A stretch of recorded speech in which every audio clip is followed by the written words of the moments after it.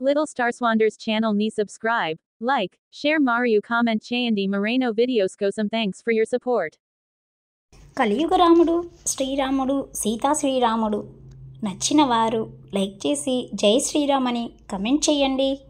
Subscribe చేసుకోండి, మీకు మంచి జరుగుతుంది. థ్యాంక్స్.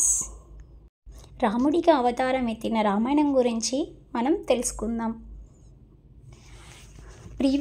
ఎపిసోడ్స్ అన్నీ మీరు చూడాలి అనుకుంటే ప్లేలిస్ట్లోకి వెళ్ళి అన్ని పార్ట్స్ మీరు చూడవచ్చు. ముందుగా మనం రామాయణంలో రాముడి గురించి శ్లోకం ఒకటి ఉంటుంది, అది డైలీ మనం 3 సార్లు చదువుకుంటే మనకి మంచి జరుగుతుంది. శ్రీరామ రామ రామేతి రమే రామే మనోరమే సహస్రనామ తత్తుల్యం రామనామవరాననే. శ్రీరామ రామ రామేతి రమే రామే మనోరమే సహస్రనామ తత్తుల్యం రామనామవరాననే. శ్రీరామ రామ రామేతి రమే రామే మనోరమే సహస్రనామ తత్తుల్యం రామనామవరాననే. ఇప్పుడు రామాయణం పార్ట్ 1లోకి వెళ్దాం. ఈ ఛానల్ని ఫస్ట్ టైం చూసేవాళ్ళు ప్లీజ్ సబ్స్క్రైబ్ చేసి లైక్ చేసి షేర్ చేసి కమెంట్ చేయండి మీకు ఎలాంటి వీడియోస్ కావాలి అని. మీరు అలా చేస్తే నాకు సపోర్టివ్గా ఉంటుంది, మరిన్ని వీడియోస్ అప్లోడ్ చేయడానికి వీలుగా ఉంటుంది. Thanks for watching. Welcome to Ramayanam episode 14. విశ్వామిత్రుడు ఎలా ఉంటాడు ఏంటి అని ఈ ఎపిసోడ్లో చూద్దాం. ప్రీవియస్ ఎపిసోడ్స్ చూడాలనుకున్న వాళ్ళు ప్లేలిస్ట్లోకి వెళ్ళి మీరు చూడవచ్చు. ఇది విన్నవారు జై శ్రీరామ్ జై హనుమాన్ అని టైప్ చేయండి. Okay, now welcome to 14th episode Ramayanam. హిమాలయాల పర్వతాల మీద మహాదేవుడైన శివుని గూర్చి ఘోరమైన తపస్సు చేశాడు. అప్పుడు శివుడు ప్రత్యక్షమై, నాయనా విశ్వామిత్ర, నీ మనసులో ఏ కోరిక ఉన్నదో చెప్పు, నేను తీరుస్తాను అన్నాడు.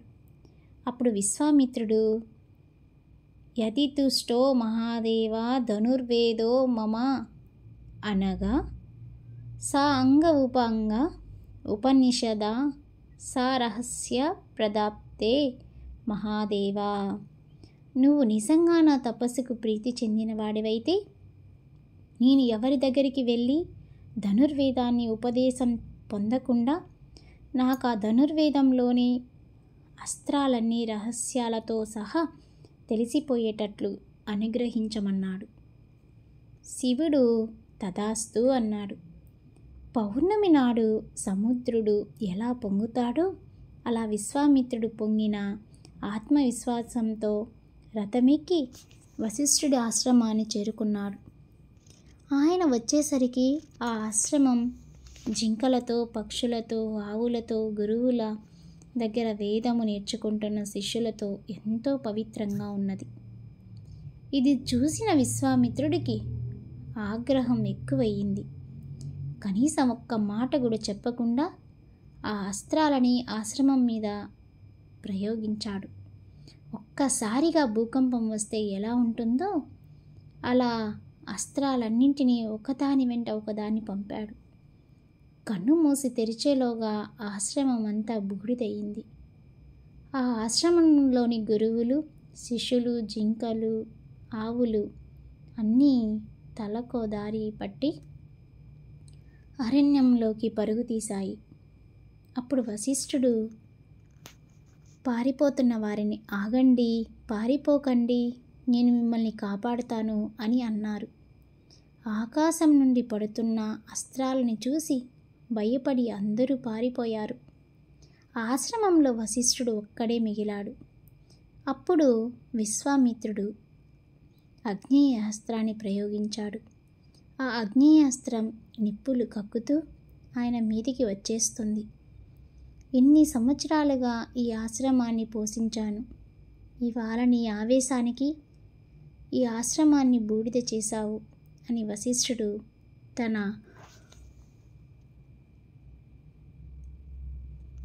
బ్రహ్మదండం పట్టుకొని కింద కూర్చున్నారు.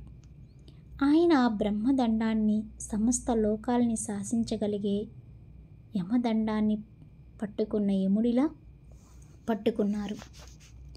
మండుతున్న నిప్పు మీద నీళ్లు పడితే ఎలా చల్లారిపోతుందో అలా ఆ ఆగ్నేయాస్త్రం చల్లారిపోయి ఆ బ్రహ్మాండంలోకి వెళ్ళిపోయింది. తను అంత తపస్సు చేసి ప్రయోగించిన అస్త్రాన్ని వశిష్ఠుడు కనీసం వేరొక అస్త్రాన్ని ప్రయోగించి ఆపలేదు. కేవలం తన బ్రహ్మదండాన్ని అడ్డుపెట్టి ఆపేసరికి విశ్వామిత్రుడికి కోపం బాగా పెరిగిపోయింది. అప్పుడు ఆయన ఒకేసారి వారుణాస్త్రం, ఇంద్రాస్త్రం, పశుత్రాస్త్రం, అష్టకాస్త్రం, మానవాస్త్రం, గంధర్వాస్త్రం, బ్రహ్మపాశం, కాలపాశం, వారణాపాశం, పినకాస్త్రం, కౌశాస్త్రం, ధర్మచక్రం, కాలచక్రం, విష్ణుచక్రం, త్రిశూలం, కాపలం అనే కంకణం, రకరకాల పిడుగులు, కంకణములు, ముసలం, పెద్ద పెద్ద గదలు మొదలైన రకరకాల అస్త్రాలు వశిష్ఠుడి మీద వేశాడు. కానీ ఆయన వేసినవన్నీ వశిష్ఠుడి బ్రహ్మదండంలోకి వెళ్ళిపోయాయి. ఇక తన దగ్గర ఉన్న ఒకే ఒక అస్త్రమైన బ్రహ్మాస్త్రాన్ని వేయడానికి ఆ మంత్రాల్ని స్మరిస్తుండగా సముద్రాలు పొంగాయి, పర్వతాలు బద్దలయ్యాయి. ప్రపంచంలో ఉన్న అన్ని ప్రాణులు ఒక్కసారి మనసులో క్షోభ పొందాయి. అంతటి శక్తివంతమైన ఆ బ్రహ్మాస్త్రాన్ని విశ్వామిత్రుడు అభిమంత్రించి వదిలాడు. ఇప్పటిదాకా ఎంతోమంది గొప్పవాళ్ళని మట్టుపెట్టిన ఆ బ్రహ్మాస్త్రం నిశ్శబ్దంగా ఆయన బ్రహ్మదండంలోకి వెళ్ళిపోయింది. అప్పుడు విశ్వామిత్రుడు, దిగ్బలం క్షత్రియ బలం బ్రహ్మ తేజో బలం బలం ఏకేన బ్రహ్మదత్తేన సర్వ అస్త్రాని హతావిమే. ఆ బ్రహ్మర్షి బలం ముందు ఈ క్షత్రియ బలం ఎందుకు పనికొస్తుంది? ఎన్నో అస్త్రాలను నేర్చుకున్నాను, అన్నీ ప్రయోగించాను. కానీ ఆయన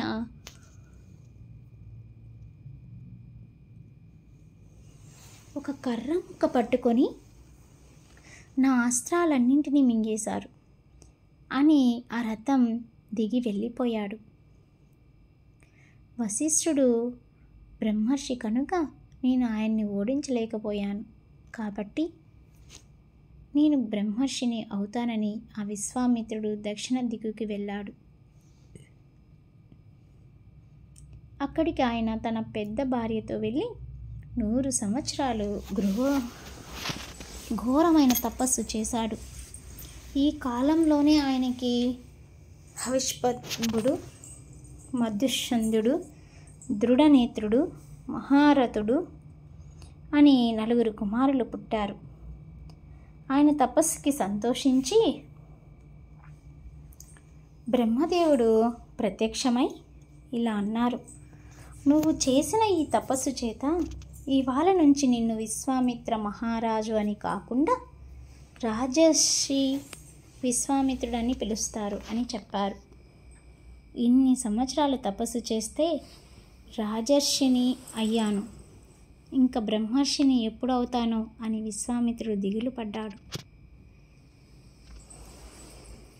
విశ్వామిత్రుడు ఎప్పుడు బ్రహ్మర్షి అవుతాడో చూద్దాం నెక్స్ట్ ఎపిసోడ్లో. ఫ్రెండ్స్, నచ్చితే లైక్ చేసి, షేర్ చేసి, కమెంట్ చేయండి. పక్కనే ఉన్న బెల్ ఐకాన్ని క్లిక్ చేస్తే మీకు న్యూ వీడియోస్ ఏమైనా ఉంటే మీకు నోటిఫికేషన్స్ వస్తాయి, మీరు చూడడానికి వీలుగా ఉంటుంది. Thanks for watching. అదేవిధంగా మా ఛానల్లో పిల్లలకి బెడ్ టైమ్ స్టోరీస్, సరదాగా కాసేపు నవ్వుకోవడానికి సరదా జోక్స్, భార్యాభర్తల జోక్స్, ఫన్నీ జోక్స్, కామెడీ, అదేవిధంగా పిల్లలకి bed time stories with moral ఉంటాయి. నవలలు, ప్రేమ పెళ్ళి విడాకులు అనే ఒక నవల, అండ్ ఇంటింటి కథ అదొకటి, అండ్ ఇప్పుడు కరెంట్లీ వీఆర్ రన్నింగ్ నారీ నారీ నడుం మొరారి మంచిగా ఉన్నాయండి. చూసి ఎంజాయ్ చేసి ఇంట్రెస్ట్గా ఉంటే సబ్స్క్రైబ్ చేసుకొని పక్కనే ఉన్న బెల్ ఐకాన్ని క్లిక్ చేసుకోండి. Thanks for watching.